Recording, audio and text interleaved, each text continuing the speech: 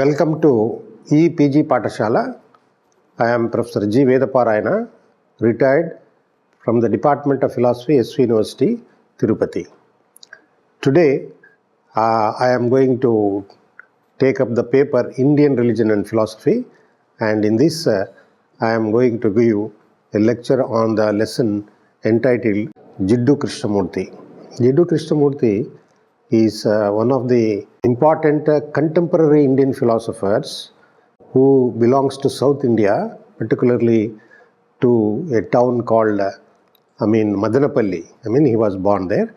And of the famous contemporary Indian thinkers like Aurobindo, Vivekananda, Gandhi, and Tagore, many others, Krishnamurti is also a very prominent thinker who has influenced not only Indian people, he has influenced the people all over the world, and also the great philosophers, the great scientists, and the social scientists or physical scientists have been influenced by Jiddu Krishnamurti. Therefore, it is very important to know something about the philosophy of J. Krishnamurti.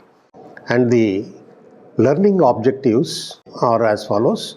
First, we will deal with his birth and childhood, then philosophy, what is philosophy according to him, then choiceless awareness, then another topic is objective is thought and truth, then knowledge and wisdom, art of living, human relations, individual and society, nature and environment, and last but not the least, but very important, is what is education according to J. Krishnamurti. So regarding birth and childhood, Krishnamurti was born in 1895 in Madanapalli, Chittoor district, South India, and he was discovered to be the human vehicle of the coming of the Messiah by the Theosophists.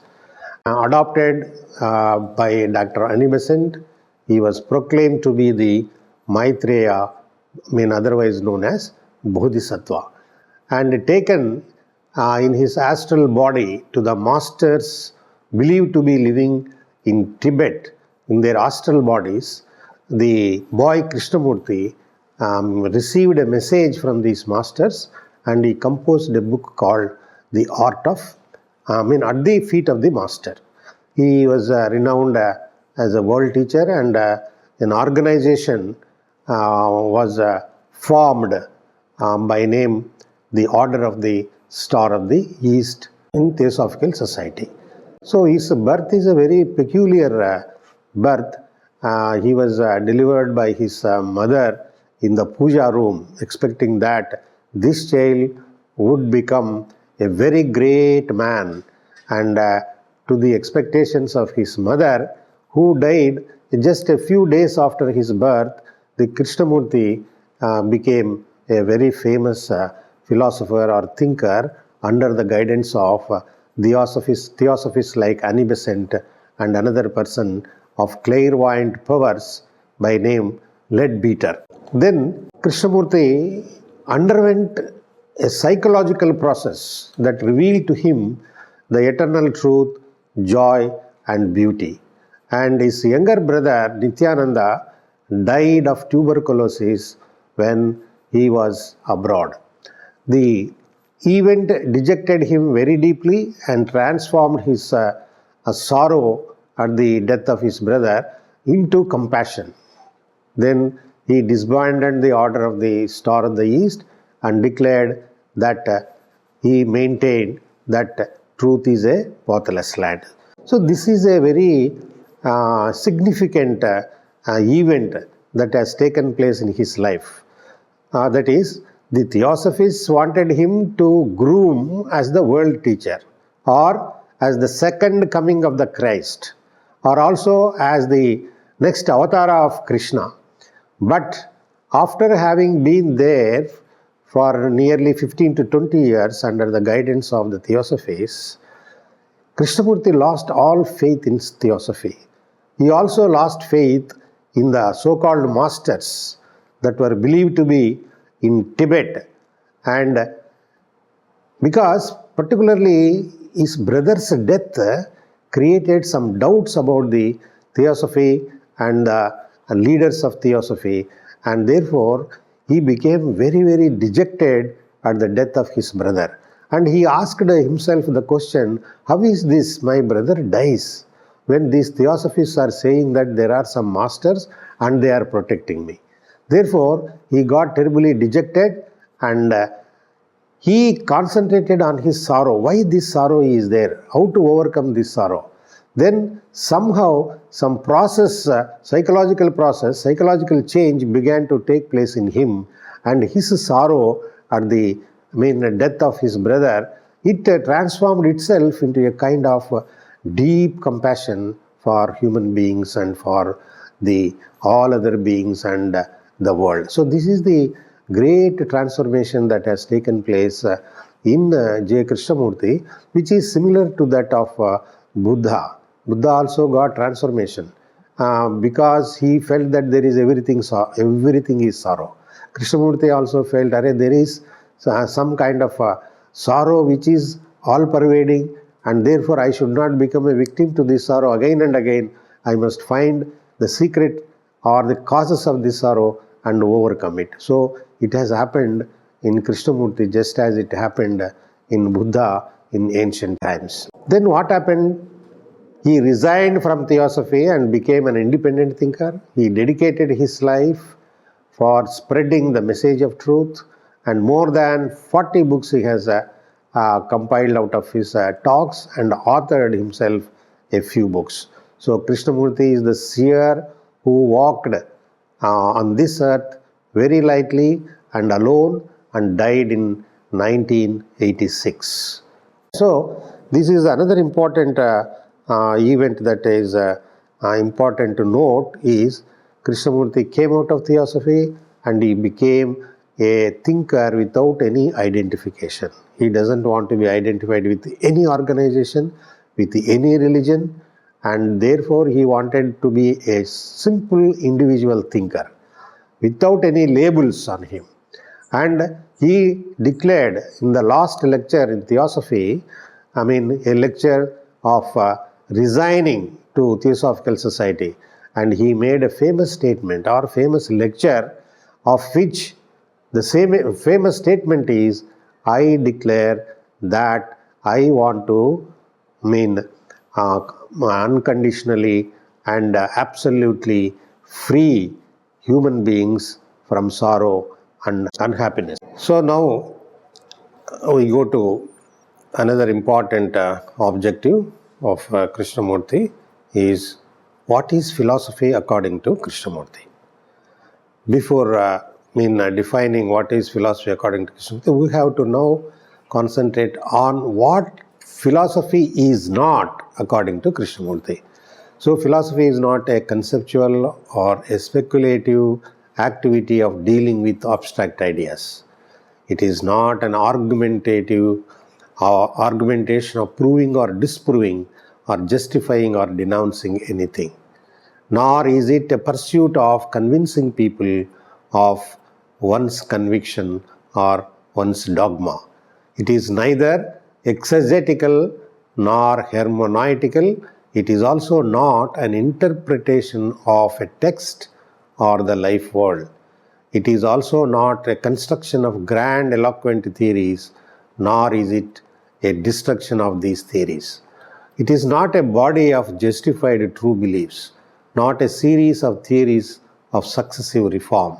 It is not even eclecticism of borrowing and reconciling the prevalent ideas. So these are the concepts of philosophies that Krishnamurti is denying, because these are the prevalent conceptions that are there in the departments of philosophy or in the minds of philosophers who have given various kinds of conception of philosophy. And we have to be very clear that Krishnamurti does not subscribe to any of these conceptions of philosophy. It is not an argumentation, it is not an interpretation, it is not proving or disproving any idea, it is not convincing anybody of his own ideas or influencing other people. Then philosophy is not also a defensive strategy. It is not a pastime of strong minds. It is neither a partisan position of committing oneself to a particular view. It is not a cynical or skeptical attitude of doubting everything. Much less, philosophy is not a capacity of the mind for resting contentedly in endless contradictions. It is not also grappling with the specialized technical problems of metaphysics, epistemology, logic, and ethics. It is not raising the contentious issues of realism, idealism, skepticism, or solipsism, and so on. Which means Krishnamurti as a philosopher is not trying to establish any system. He is not trying to establish any theory, either realism or idealism. So many other kinds of isms are there. So Krishnamurti's philosophy does not accept any ism. It is criticizing the isms. It is criticizing the ideologies, theories, liberating the mind from all these theories or conceptions. It is not even a logical or analytical search for linguistic meaning and clarity. It is not even investigation into the logical rules governing linguistic expressions. Not even existential or phenomenological demonstration of the tragic finale of life. But Krishnamurti's philosophy is aiming at to bring about a radical psychological transformation in the human being. It is aimed at inward transformation, which alone can decisively save us from the impending dangers like nuclear or environmental holocaust. Inward change is instantaneous and not evolutionary.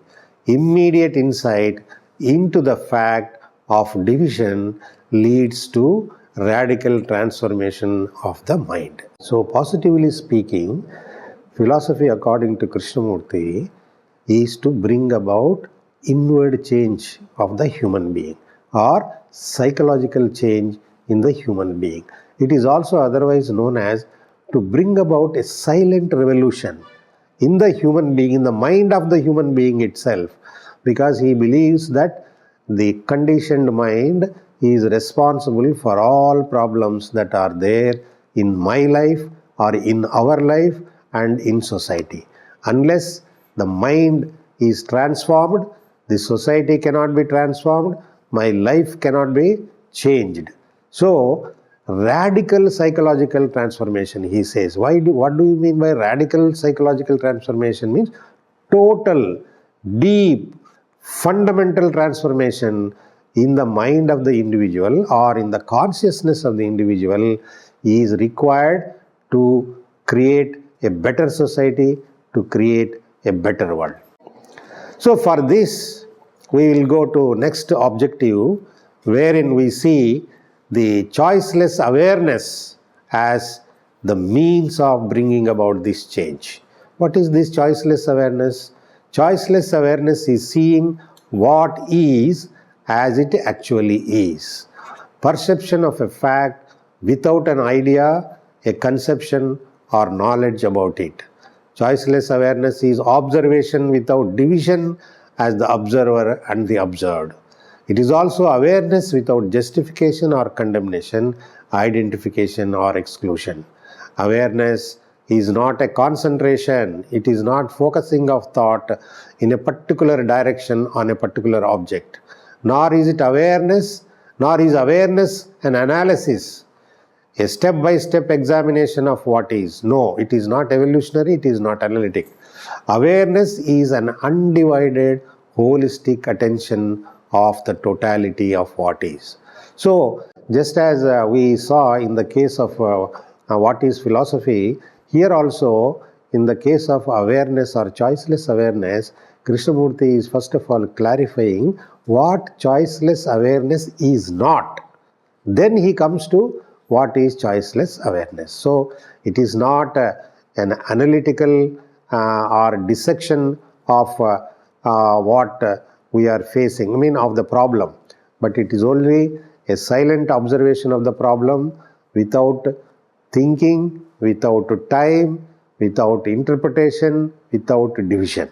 Again, awareness is observing with one's whole being and one's whole energy and with diligence, love and care. See, he is ascribing all these characteristics to awareness itself. If you are saying that you are aware of something or if you are observing something, it means there should be care, diligence, love and also whole of your energy, the whole of your being should be there, which means undivided attention to what is happening in yourself or undivided attention to what is happening outside alone will reveal the truth of what you are observing. Again, it is giving freedom to what is and allowing it to flower and reveal its story. Again, choiceless awareness brings about the insight which reveals the truth of the fact. This observation without observer brings about a deep mutation in the brain cells itself. What is mutation? Mutation is fundamental change, radical change in the brain cells itself. This is the very important thing which scientists also have subscribed to what Krishnamurti is saying, that yes, if there is undivided attention in oneself, about oneself or about any fact, then there takes place a deep change in the mind or in the psyche or in the consciousness of the individual. So observation without observer brings about a mutation in the observed. To be aware of oneself, the whole of one's consciousness without choice, brings about a fundamental inner transformation. This is also called mutation in the brain cells themselves, and it affects the whole consciousness of humanity. This is the important point that Krishnamurti is talking about. Why choiceless awareness is required means our consciousness is a conditioned consciousness. This consciousness has a content. What is this content? This content is what has been accumulated all through the ages in my mind or in my life, what I have acquired and stored in my brain. Therefore, my brain or my consciousness is not empty to observe anything as it is, but it is full of past, full of memories, full of experiences, full of thought process. That is why it is having so much of content that has to be eliminated and that has to be emptied from my consciousness or mind. And this is possible only when there is choiceless awareness about my consciousness. So the next objective regarding Krishnamurti's philosophy is thought and truth. We have to be very clear about what thought is, what truth is according to Krishnamurti. So thought according to Krishnamurti is the response of memory to a challenge, or it is a response to the movement of the past. It is always conditioned by and dependent on the past. Which one? The thought. So thought is the product of the past, which is also a result, and thought is a material process, and because it is the memory in which it is anchored, because memory is also matter, and memory is matter since it is stored in the brain, which is the material substance. So it is very important to be very clear about Krishnamurti's very revolutionary statement that he is saying thought is a material process. He is saying thought is matter. We think that matter means that is there outside only in the form of a substance. But according to Krishnamurti, even thought is a material process. Why thought is a material process? Because it is based on memory. Without memory, thought cannot function, thought cannot exist, thought cannot work. And what is memory? Memory is the past that is stored in the brain cells. The memory is matter because it is there in the brain cells, which are material substance. Brain is a material substance, and whatever is there recorded in the brain also is matter according to Krishnamurti. And because thought arises out of this memory, thought is also a material process. Therefore, we should not give too much of importance to thought. Thought is a limited process. Therefore, we have to control thought or limit thought to the realm of strict physical requirement. Again, there is nothing sacred about thought. This is what Krishnamurti says. Thought at all levels is temporal, a passage of the past to the future. It is the activity of thought is divisive and fragmentary and involves contradiction and conflict. It functions by dividing itself as thinker and thought. The so-called thinker, the self, is not different from thought itself. The thinker is only a refuse, a residue of thought. See, we have the tendency that there is thinker who is different from thought. But Krishnamurti very clearly, shows that this so-called thinker is also a process of thought. We are thinking that thought is different and thinker is different. No. According to Krishnamurti, there is no thinker, there is only process of thinking. Therefore, it is wrong to divide thought as thinker and thought. There is only process of thought. It is also a material process. And if you say that there is thinker, it is only an extension of thought and it is also a material process. And thought manifests itself as the thinker only to give itself some kind of continuity. Thought remains to be finite and cannot free from the moorings of the past. The whole realm of thought, Krishnamurti calls it a reality. Reality of thought may be factual or illusory, and thought is factual when it reflects a fact as it is and in a straight way. And it is illusory or fictitious when it reflects a fact in a distorted manner. So, another important point that Krishnamurti is making here is, while saying that thought is a material process, he is at the same time saying that it is also a reality. Thought is a reality because whatever thought thinks about, whatever thought touches, that becomes a reality, which means he is trying to again differentiate this reality, which is the product of thought, from truth, which is entirely different from the reality that is constructed by thought. That is what we are going to see. Now, truth, how is it different from thought? Let us see it. Truth is totally outside the field of thought. Truth is when thought is not. Thought is a thing, whereas truth is nothing. Nothing means not a thing. That is, in truth, there is not a thing that is put together by thought. Thought is conditioned, whereas truth is absolutely and unconditionally free. Truth has nothing to do with memory. True mind in the present comprehends truth. See, this is how Krishnamurti differentiates between truth and thought. Thought is always of something. If I say that I am thinking, it means that you are thinking about something. You are thinking of something. There can be no thought without the object of thinking. But truth is independent of everything. It is not dependent on anything. And what is the state of mind of truth? The state of mind of truth is nothing. Nothing means there is nothing in the sense there are no thoughts in the mind which is of the nature of nothing. And that is a true mind, or that is truth. Truth is always of nothing. Thought is always of something. So this is how Krishnamurti makes a distinction between truth and thought. Where there is thought, there is no truth. Where there is truth, there is no thought. Where there is nothing, there is not anything else. There is only nothing, there is no something. Again, he makes another distinction between thought and truth is, thought is always of tradition. It is continuous, whereas truth is eternal and from moment to moment.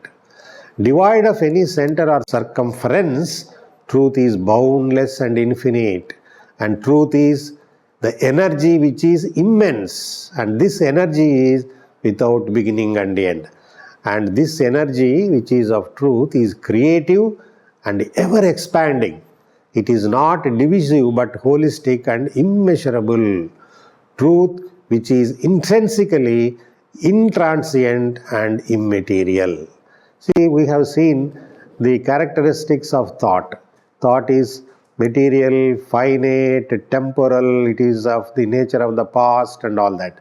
But whereas truth is immeasurable. You can't say what is truth, but you have to only experience it. Thought cannot touch truth. It can only say something about it, but thought itself cannot become truth. And truth is always beyond time and beyond thought, beyond space. At the same time, it is an immeasurable energy. You can't, a mind which is of the nature of truth is infinite and immeasurable, and we can also say that it is eternal. So thought can never touch the sacred, the incorruptible truth. Thought can never relate itself with the truth. Truth relates itself without, truth can relate itself with thought, but thought cannot relate itself with truth. So devoid of the light of truth, thought goes berserk, which means it gets confused because thought by itself has no clarity. So what we need is truth and actuality, the reality as truly reflected by thought. See, here we have to be very clear about the words that Krishnamurti is using. That is actuality and reality and truth and thought. What is actuality? Actuality is that which truth can perceive. And what is reality is? Reality is that which is under control of thought, then which becomes an actuality. So what we require is truth and actuality, and reality confined to the realm of physical activity. When it comes to the psychological activity, what we require is truth and actuality. When we come to material world, what we require is truth and reality. And thought, if it becomes independent of itself, it gets into confusion. It should always be guided by truth. If thought is under the control of truth, then it will not create problems to human being or to the society. If there is completely no understanding of truth, only there is thought, thought does innumerable things which creates problems to us. Then another objective that we are going to deal with here is another important objective, that is knowledge and wisdom. So knowledge is the process of thinking, experience or consciousness. Knowledge is also thought, experience, memory stored in the brain. It is of two kinds. That is, knowledge is of two kinds, factual and psychological. Factual knowledge is of instrumental value, which is essential for our physical security. It is, factual knowledge is information useful for our daily life, like speaking a language or going to the moon with the scientific discoveries and technologies. The result of thought functioning in the world of facts and actualities. So here we have to be clear about the distinction of the thought which is factual and psychological. Knowledge which is factual and psychological. Factual knowledge is useful for our material benefit, and knowledge which is at the psychological level is very harmful. We should not take into consideration knowledge at the psychological level, because as we have already said, at the psychological level, there should be nothing in the mind. It should be empty of all knowledge, all past, all the process of thought. Because knowledge is only a process of thought. When we say at the psychological level there should be no thought process, it automatically means that there should be no knowledge at the psychological level. Only at the physical level knowledge is required. So psychological knowledge is a fabricated knowledge by thought, and it is gathered for inward security, which is not possible like that. The result of thought functioning in a crooked way at the psychological level, and also the result of thought using at the factual level is for self-aggrandizement. The conglomeration of several desires, motives, beliefs, images and symbols is knowledge at the psychological level. It embodies ambitions, envy, hatred, anger, fear, sorrow, division and conflict. Psychological knowledge constitutes consciousness, which can be called the psyche or the self. It sustains, what psychological knowledge sustains self continuously by generating its own energy out of self-contradiction. So this is another important point that we have to make note. Knowledge at the psychological level creates the self, creates the psyche, which I say my. So this is there because we accumulate knowledge at the psychological level. This is also called the psyche or consciousness of the individual, which is the source of all problems, which is the source of all crises. So therefore Krishnamurti says we should not have knowledge at the psychological level because it makes the individual self-centered, divisive, conflicting and violent. And some more points with regard to this knowledge at the psychological level is psychological knowledge comprising the self is positively a barrier to wisdom. No wisdom can be there as long as there is the self-centered conscious activity of knowledge. What is knowledge? Knowledge is a flash of light between two darknesses. Known can never know the unknown. Knowledge is not the coin for the purchase of wisdom. Knowledge, ancient or sophisticated, can never evolve into wisdom. Cannot evolve or can never evolve into wisdom. Gathering knowledge through time and effort as a means of wisdom is wrong. All time has to cease for the timeless to be. See, there is a general understanding or misunderstanding that if I become highly knowledgeable, if I accumulate knowledge by reading books or sacred books and listen to many lectures and all that, I will become wise. But Krishnamurti is saying accumulation of knowledge, either very sophisticated knowledge, very ancient knowledge, very traditional knowledge, I mean filling your brain or consciousness with this kind of knowledge and ideas about wisdom is not wisdom. Wisdom means is an entirely different state of mind. It is not an accumulation of knowledge. Then what is wisdom? So wisdom is the nothingness of the mind. It is beyond all accretions that the mind has gathered. It is also nothingness, which is what we actually are. Wisdom lies in being nothing without knowing it, without reducing it to knowledge. Wisdom means freedom from the known. Known also means knowledge. To know is to be ignorant, and not to know is to be wise. Wisdom is a state of not knowing.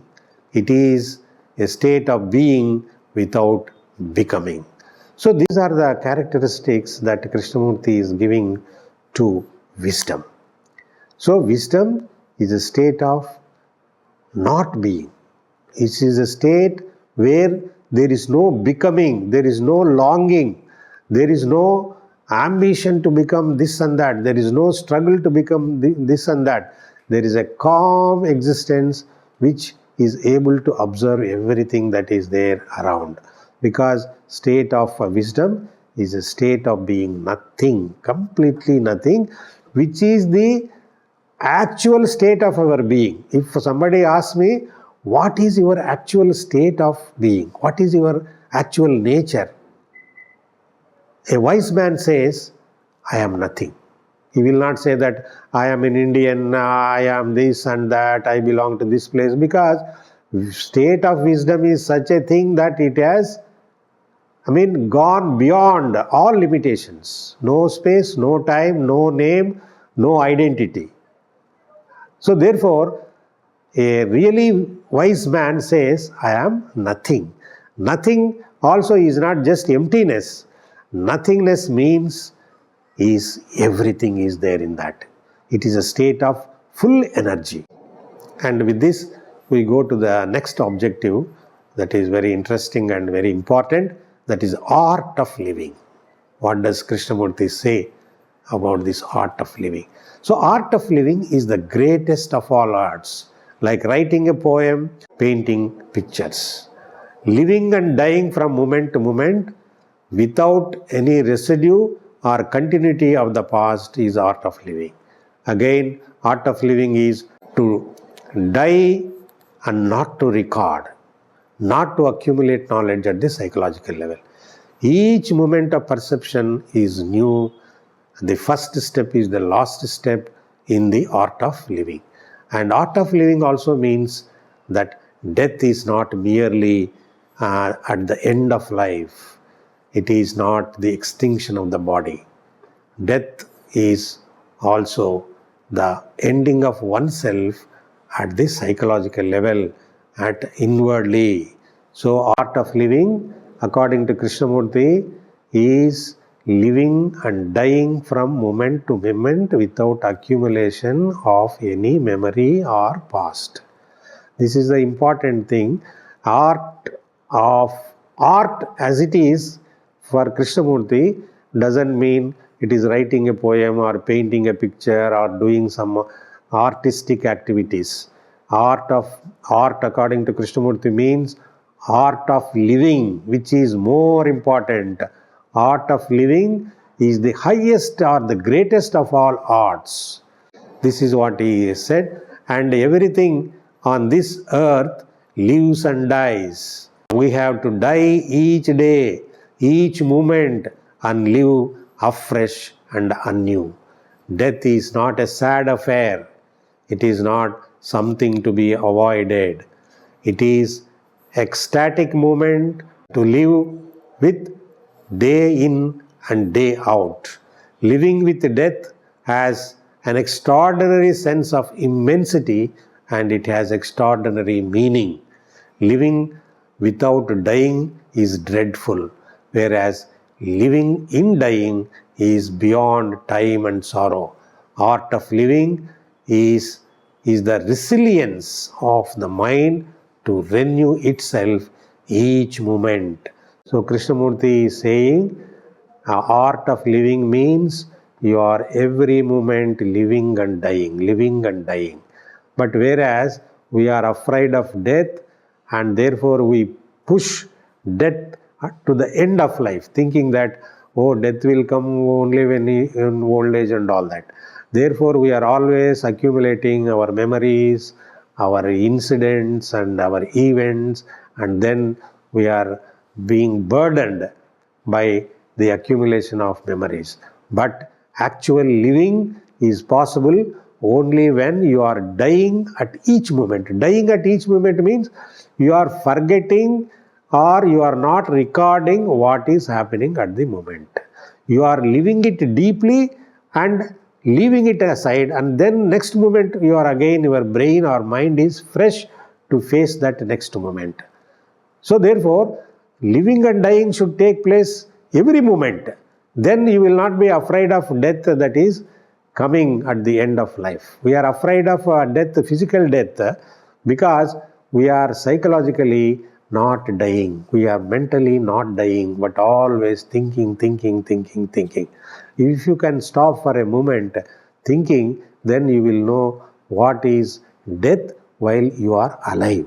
Then another important objective according to Krishnamurti's philosophy is human relations. So what does he say about human relations?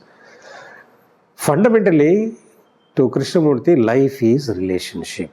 And this relationship is the mirror of the life world. In relationship, that we can learn what we actually are. If I want to know myself, what I am, I must observe my relationships with others, with my relationships with the things and ideas. Then only I can know what I am. I cannot know myself only if I think that I am independent of others. In my relationship with others only, I know what I am. Whether I am angry, whether I am jealous, whether I am deceptive.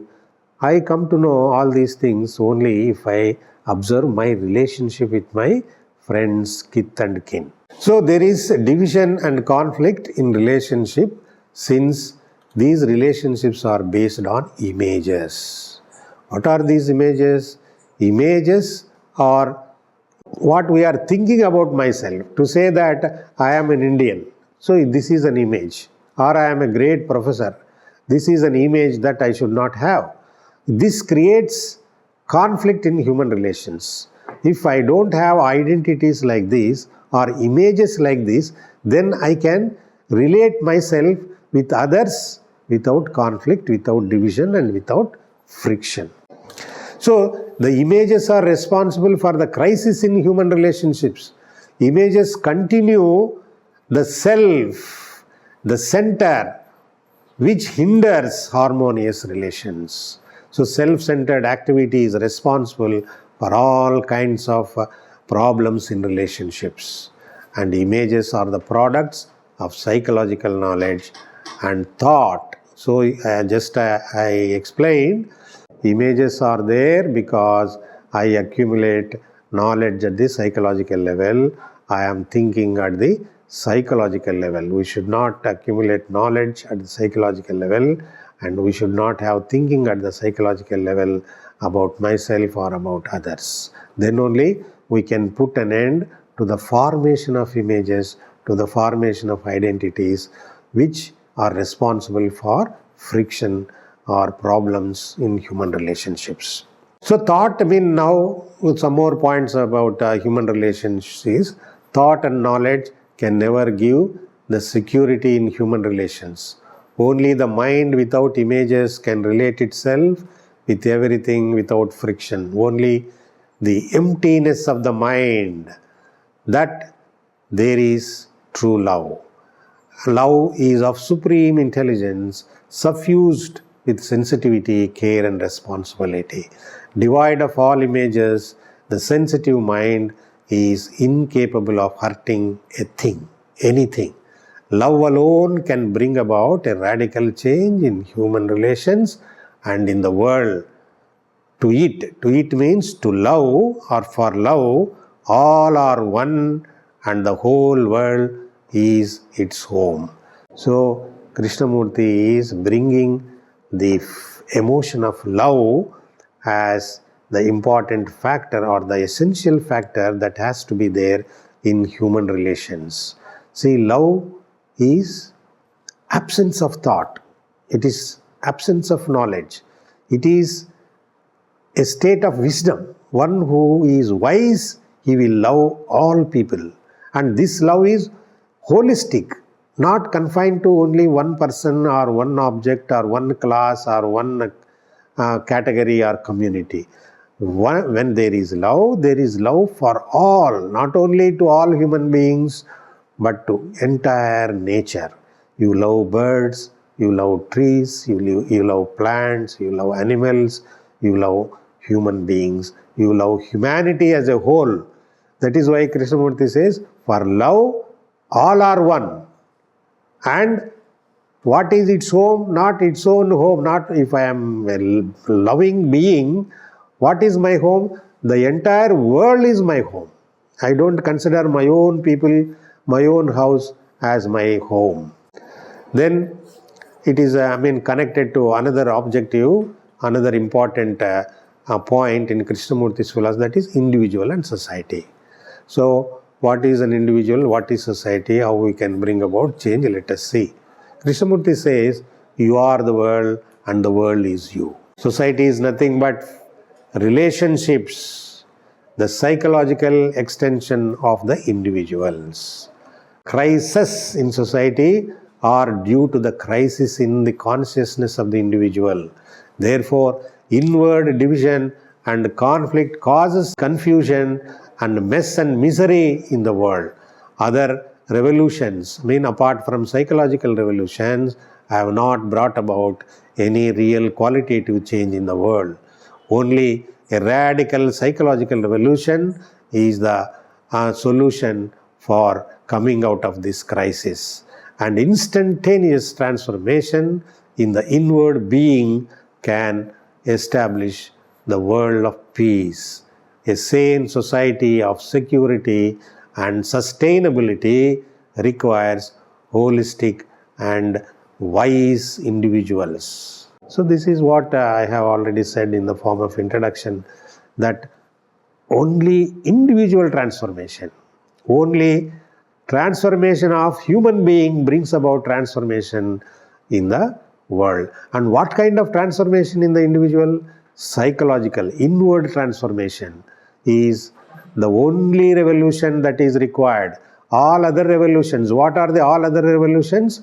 Red revolution or communist revolution or green revolution or revolution in agriculture or revolution in technology and revolution in other kinds, white revolution, green revolution, red revolution, all these kinds of revolutions of different hues are not sufficient to bring about a real change in society, because unless human being radically changes, the society cannot be changed radically. Next, another important, let us briefly deal with what is nature and environment according to Krishnamurti. So, destroying nature and degrading environment is unprecedented and it is happening at an alarming rate in the modern times. It is because of utilitarian and insensitive attitude to nature. We are treating nature as merely a commodity for consumption. We are exploiting it indiscriminately. We are not using it wisely for our well-being, and we are not trying to preserve the nature for future generation. And another important cause for destruction of nature is anthropocentric outlook, and our activity like that is responsible for the ecological imbalance. Self-centered, acquisitive approach to nature is at the root of environmental crisis. So Krishnamurti is saying, we are part of nature.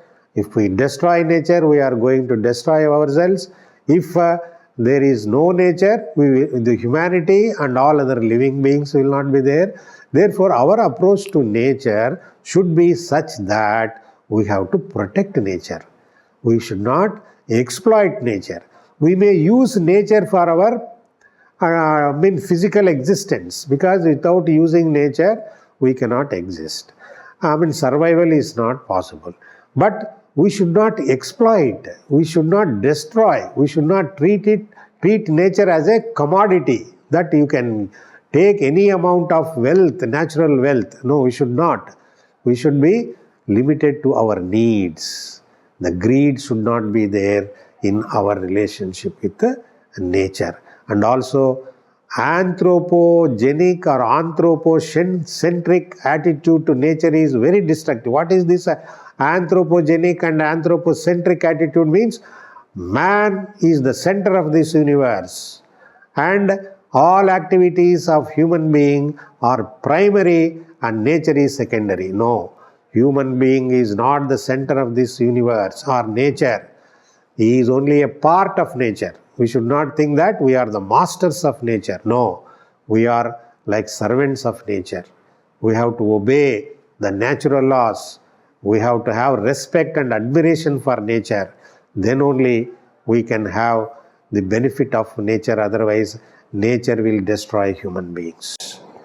So, individual nations are exclusive in their approach of development, and they cause, plunder of nature. Global approach to development with a spirit of distributive justice protects nature. Destroying nature is like cutting the branch on which we are sitting. How foolish thing it is, when I am sitting on a tree, you are sitting on certain branch, and without knowing, being very foolish and ignorant, you are cutting the same branch on which you are sitting. So therefore we are part of nature, and being part of nature, you are trying to destroy nature, which means ultimately you are going to destroy yourself. That you should be very wise in your approach to nature. So it is wrong to think that we, the human beings, are the only privileged animals or privileged beings on this planet. Earth is neither for the capitalists, nor for the communists, nor for the Americans, nor for the British. It is our earth, and we all have to live on it.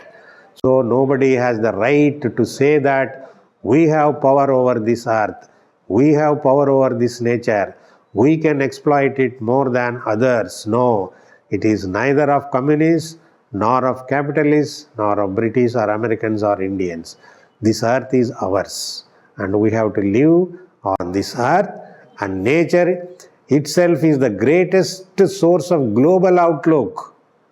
Watching nature and being in communication with it brings about intelligence.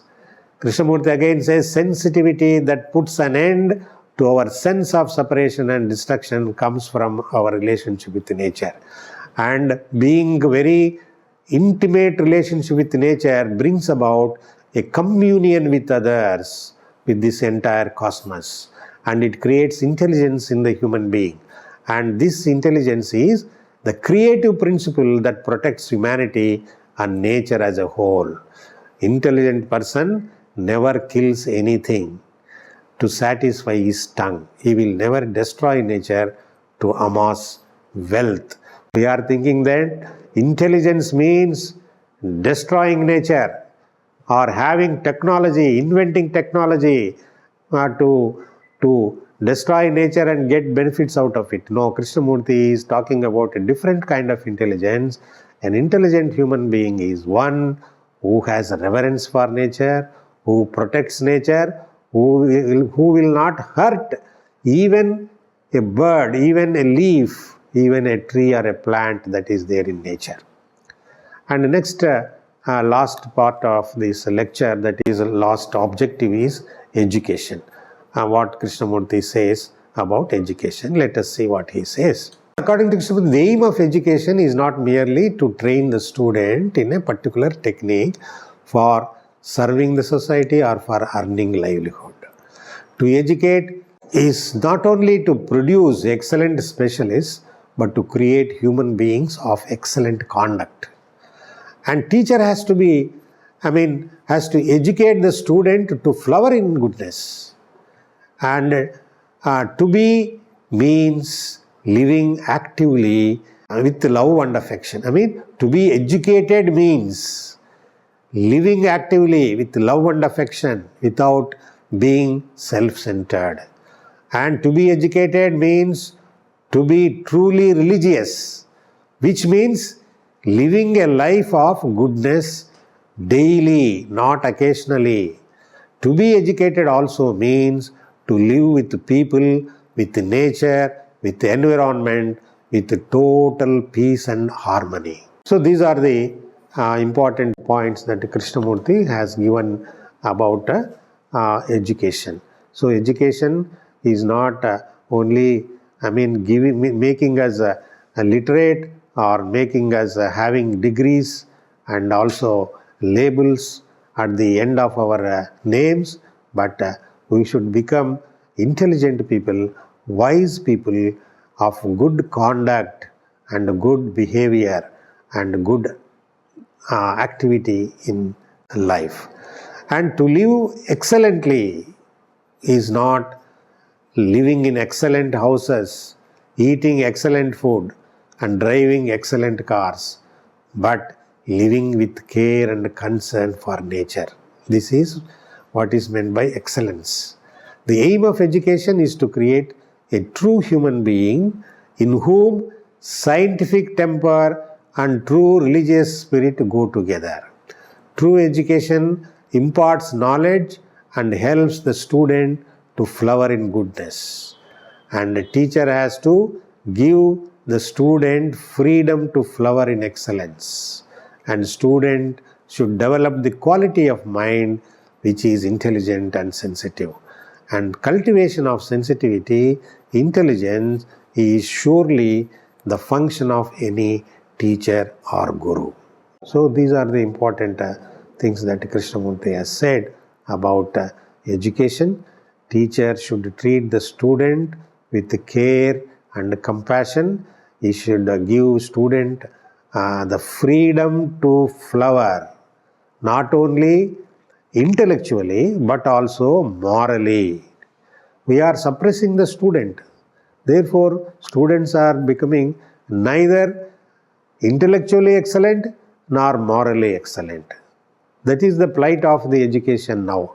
But Krishnamurti is talking about that it is possible to bring about a child or to create an educated person who is not only intellectually highly intelligent, excellent, but also in behavior also he should be excellent. His conduct should be so good that he cannot create any problems to the society. So such a person alone is a really educated person.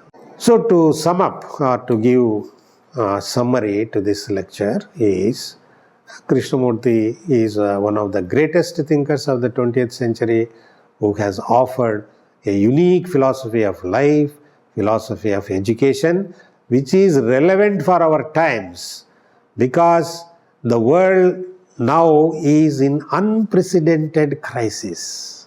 World is having all kinds of problems. You take any problem that is there in this world. There is war in this world. There is no peace in this world. There is environmental degradation in this world. There is corruption in this world. There is communalism in this world. There is commercialization in this world. You say anything, that insecurity is there in this world. There is no security for people. So when these problems are there, if we consult Krishnamurti's philosophy, we have some kind of solution to the problems that we are facing because he is saying the solutions are there in the individual itself, because individual is responsible for all these kinds of problems that are there in the world. He has advocated a radical psychological transformation of the individual for the total transformation of the life world. He has held that crisis in the world is due to the crisis in the consciousness of humanity, not only in the individual but in the consciousness of all people, which is the same as the individual consciousness. So a real and holistic change in the world warrants a radical transformation in the consciousness of each and every individual. And education is the main source of bringing about this transformation in the individual and in the society at large. Thank you very much.